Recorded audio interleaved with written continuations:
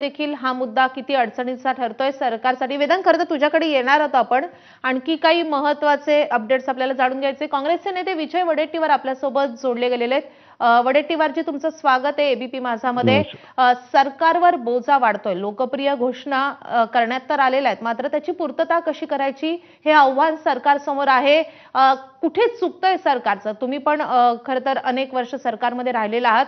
काय आव्हान आहे सरकारसमोर? नाही, असं आहे की राज्य विकून सत्ता मिळवण्याचा दुर्दैवी प्रकार राज्यातील निवडणुकीच्या पूर्वी झाला. राज्य विकायचं आणि सत्ता मिळवायची, राज्य खड्ड्यात घालायचं आणि सत्ता मिळवायची. काहीही विचार करायचा नाही.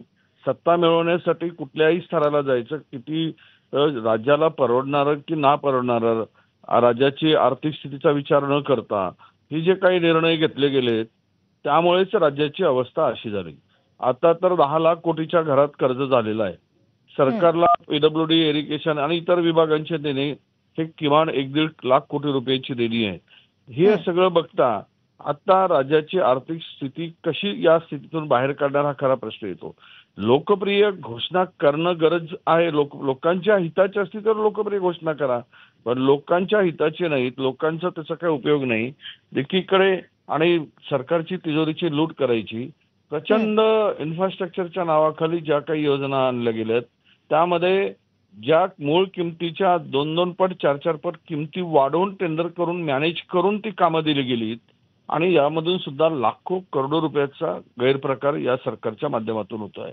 कुठलाही टेंडर बिना याच्याने मॅनेज झाल्याशिवाय साखळी करून किंवा त्याला मॅनेज करायचं आणि आपल्या अटी शर्ती घालून ज्या व्यक्तीला त्यांनी ठरवलंय की अमुक व्यक्तीला हे कंत्राट द्यायचं, त्याच माणसाला कंत्राट देण्यासाठी सगळ्या यंत्रणा कामाला लावायच्या आणि मग जास्तीच्या किमतीने अबाऊनी ते टेंडर द्यायचं आणि त्यातून तिजोरीची लूट करायची. लाडकी बहीण योजना असेल, मुख्यमंत्री दूत असेल, अशा विविध योजना ज्या काही आता सरकारने निवडणुकीच्या पूर्वी आणल्या, त्यावेळेस राज्याच्या आर्थिक स्थितीचा विचार करण्याची गरज होती.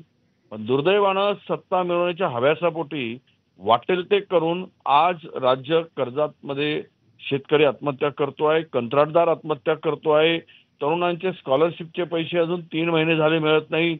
आदिवासींच्या योजनांना कात्री लावली, समाज कल्याणच्या योजनांना कात्री लावली. हे लावता येत नाही, संविधानात हे बंधनकारक आहे. घटनात्मक त्यांचं तो तेवढा निधी दिला गेला पाहिजे, पण तिथे पण त्यांनी खड्डा खोदला. आता कोण विचारणार?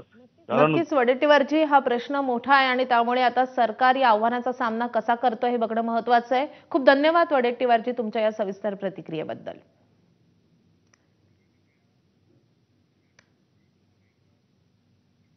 आता वळणार आहोत पुढच्या महत्त्वाच्या बातमीकडे.